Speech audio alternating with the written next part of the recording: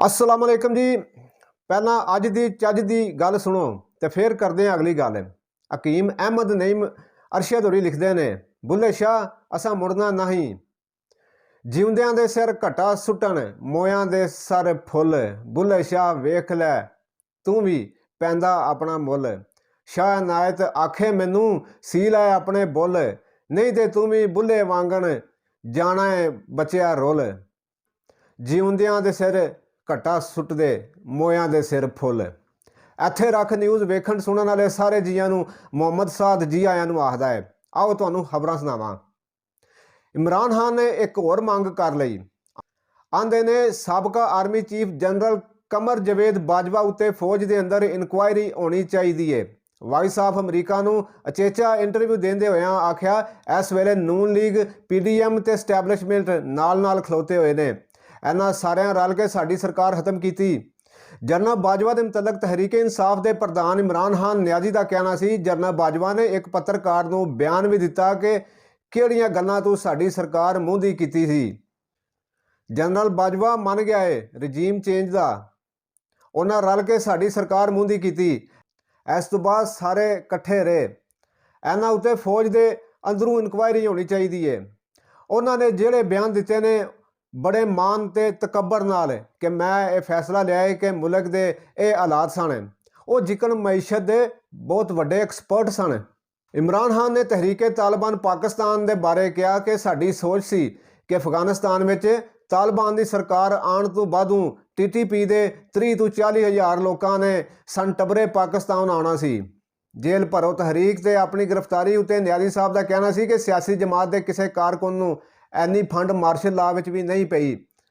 ਇਹਨਾਂ ਲੋਕਾਂ ਨੇ ਸਾਡੇ ਮੁੱਢਲੇ ਹੱਕਾਂ ਦੀ ਖਿਲਾਫਵਰਜ਼ੀ ਕੀਤੀ ਹੈ। ਇਸ ਕਰਕੇ ਜੇਲ੍ਹ ਭਰੋ ਤਹਿਰੀਕ ਸ਼ੁਰੂ ਕਰਨ ਦਾ ਫੈਸਲਾ ਕੀਤਾ ਹੈ। ਮੈਨੂੰ ਜੇਲ੍ਹ ਜਾਣ ਤੋਂ ਕੋਈ ਖੌਫ ਨਹੀਂ ਹੈ। ਜੇ ਮੈਨੂੰ ਫੜਿਆ ਗਿਆ ਤੇ ਇਸ ਦੇ ਰੱਦੇ ਅਮਲ ਨੂੰ ਕੋਈ ਵੀ ਨਹੀਂ ਸਾਂਭ ਸਕੇਗਾ। ਉਧਰ ਆਪਣੇ ਕਤਲ ਦੀ ਮਨਸੂਬਾਬੰਦੀ ਦਾ ਇਲਜ਼ਾਮ ਇਮਰਾਨ ਖਾਨ ਦੇ ਖਿਲਾਫ ਪਿਸ਼ੌਰ ਹਾਈ ਕੋਰਟ ਵਿੱਚ ਰਿਟ ਦਾਇਰ ਹੋ ਗਈ। जे इमरान खान जराए दसन विच नाकाम होए तो उन्हां खिलाफ कार्रवाई की जाए। पाकिस्तान तहरीक इंसाफ के प्रधान इमरान अहमद खान नियाजी के अपने कतल के हवाले नाल दिते गए बयान के खिलाफ पिशौर हाई कोर्ट में रिट दायर कर दी गई। अर्जी देने वाले सजाद अहमद महसूद एडवोकेट के मुताबिक इमरान खान ने मकाला लाया कि उन्होंने जानू मारन लई दखनी वजीरस्तान चों 2 बंदियां नूं तैयार किया गया है, जिहदे नाल दखनी वजीरस्तान की दहशतगर्दां की सोच दसी गई, बल्कि इलाके वासियों के दिल दुहे। दायर की गई अर्जी में कहा गया है कि इमरान खान ने जराए नहीं दसे। ये इलाके वासियों ते इल्ज़ाम है। जेकर जराए बारे ना दस सके तो उन्हां खिलाफ कार्रवाई की जाए। अर्जी गुजार ने बेनती की कि दखनी वजीरस्तान के लोग पहला ही बड़े औखे होके हयाती गुजार रहे हैं। उतों इहो जे बयान मूहरे आने तो बाद दखनी वजीरस्तान के लोगों का आज़ादी नाल किधरे आना जाना और औखा हो सकता है। चेता रहे कि कुछ दिहाड़े पहला इमरान खान ने आसफ अली जरदारी उत्ते मकाला लाया कि मैनू जानू मारन लई आसफ अली जरदारी ने एक दहशतगर्द तंजीम उत्ते पैसा लाया होया है, जिहदे विच ताकतवर एजेंसी के लोग सहूलतकार ने। इमरान खान के वलों लाए गए इल्ज़ाम उत्ते आसफ अली जरदारी ने इमरान खान नूं कानूनी नोटिस टोरिया होया है, जिहदे विच बिना किसी शर्त तो माफ़ी मंगण की मंग की गई है। वफाकी कबीना की इकतसादी राबता कमेटी ने पैरासीटामोल सने 20 दवाइयां का मुल वधाउण की मंजूरी दे दी।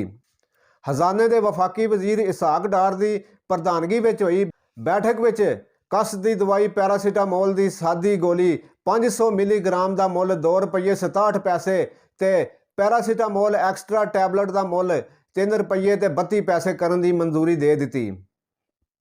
पाकिस्तान के खजाने के साबका वजीर शौकत तरीन ने कहा है, जे IMF ने पैसे ना दिते तो साडे सज्जन मुल्क भी सानू पैसे नहीं देण दे।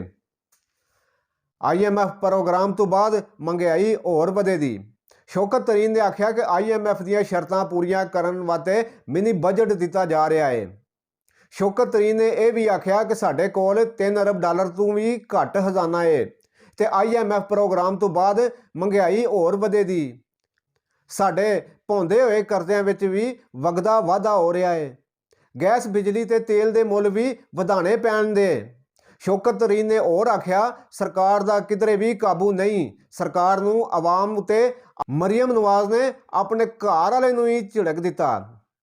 ਪਾਕਿਸਤਾਨ ਮੁਸਲਿਮ ਲੀਗ ਨੂਨ ਦੇ ਚੀਫ ਆਰਗੇਨਾਈਜ਼ਰ ਮਰੀਮ ਨਵਾਜ਼ ਨੇ ਆਪਣੇ ਹਾਮਦ ਤੇ ਜਮਾਤ ਦੇ ਰਹਿਨੁਮਾ ਕਪਤਾਨ ਸਫਦਰ ਨੂੰ ਝਿੜਕ ਦਿੱਤਾ। ਐਕਸਪ੍ਰੈਸ ਨਿਊਜ਼ ਦੇ ਮੁਤਾਬਕ ਕਪਤਾਨ ਸਫਦਰ ਦੇ ਸੱਜਰੇ ਇੰਟਰਵਿਊ ਦੇ ਮਾਮਲੇ ਉੱਤੇ ਪਾਰਟੀ ਦੇ ਸੀਨੀਅਰ ਨਾਇਬ ਸਦਰ ਮਰੀਮ ਨਵਾਜ਼ ਨੇ ਝਿੜਕਦੇ ਹੋਇਆਂ ਉਹਨਾਂ ਨੂੰ ਪਾਰਟੀ ਦੀ ਪਾਲਿਸੀ ਦੇ ਖਿਲਾਫ ਬਿਆਨਬਾਜ਼ੀ ਤੋਂ ਰੋਕ ਦਿੱਤਾ। ਮਰੀਮ ਨੇ ਆਖਿਆ, ਜਿਹੜਾ ਵੀ ਪਾਰਟੀ ਪਾਲਿਸੀ ਤੋਂ ਲਾਂਭੇ ਹੋ ਕੇ ਟੁਰਦਾ ਏ ਉਹਦੇ ਖਿਲਾਫ ਕਾਰਵਾਈ ਕੀਤੀ ਜਾਏਗੀ। ਕਪਤਾਨ ਸਫਦਰ ਨੂੰ ਇਸ ਤੋਂ ਪਹਿਲਾਂ ਵੀ ਪਾਰਟੀ ਪਾਲਿਸੀ ਤੋਂ ਲਾਂਭੇ ਹੋ ਕੇ ਬਿਆਨ ਦੇਣ ਉਤੇ ਵਜ੍ਹਾ ਦੱਸੋ ਨੋਟਿਸ ਜਾਰੀ ਕੀਤਾ ਗਿਆ ਹੋਇਆ ਏ। ਜ਼ਰਾਏ ਦੱਸਿਆ ਕਿ Mariam Nawaz Sharif ਬਤੌਰੇ chief organiser party policy ਦਾ ਬਾਕਾਇਦਾ ਹਦਾਇਤਨਾਮਾ ਜਾਰੀ ਕਰਨ ਦੀਆਂ ਬਲੋਚਿਸਤਾਨ ਦੇ ਇਲਾਕੇ ਕੋਲੂ ਵਿੱਚ ਦਹਿਸ਼ਤਗਰਦਾਂ ਖਿਲਾਫ ਆਪਰੇਸ਼ਨ ਕਰਦੇ ਹੋਇਆਂ ਬਰੂਦੀ ਸੁਰੰਗ ਦੇ ਧਮਾਕੇ ਦੇ ਨਤੀਜੇ ਵਿੱਚ ਮੇਜਰ ਜਵਾਦ ਤੇ ਕਪਤਾਨ ਸਗੀਰ ਸ਼ਹੀਦ ਹੋ ਗਏ ਨੇ।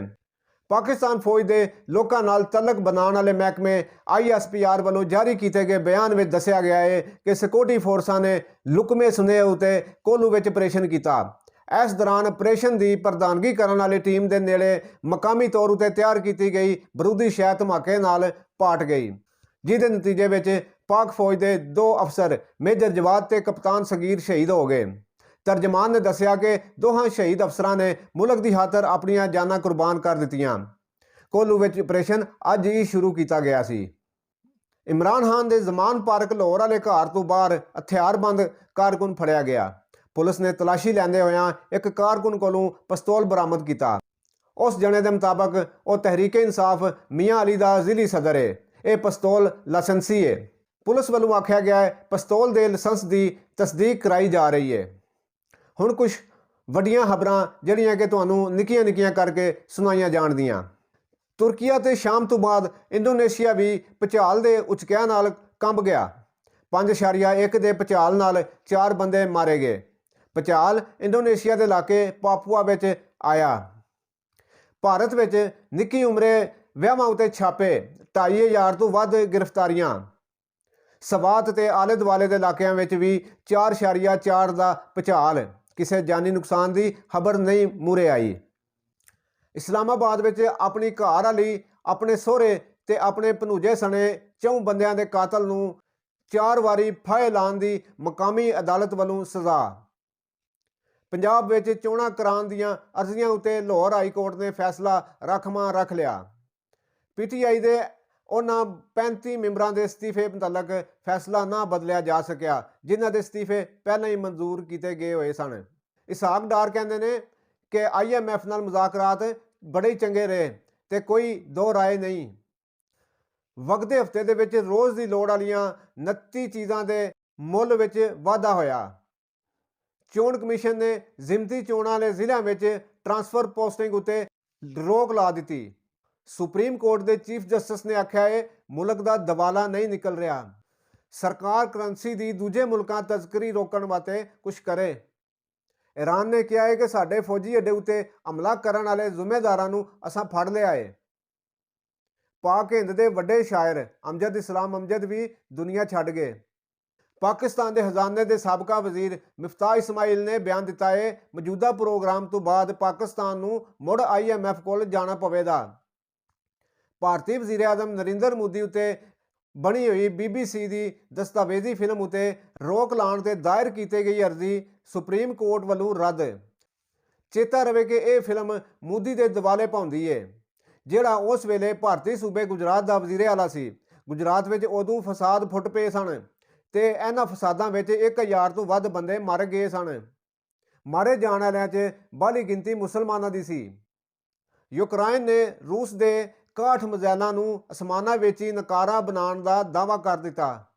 ਆਖਰ ਤੇ ਇੱਕ ਹਾਸੇ ਵਾਲੀ ਖਬਰ, ਅਮਰੀਕਾ ਨੇ ਆਖਿਆ ਕਿ ਔਖੇ ਵੇਲੇ ਪਾਕਿਸਤਾਨ ਨੂੰ ਅਸੀਂ ਹੱਥ ਪੁਆਂ ਦੇ। ਜੀਂਦੇ ਵਸਦੇ ਤੇ ਹੱਸਦੇ ਰਵੋ। ਮਿਲਦੇ ਹਾਂ ਫਿਰ। ਅੱਲਾ ਸੋਹਣੇ ਦੇ ਵਾਲੇ।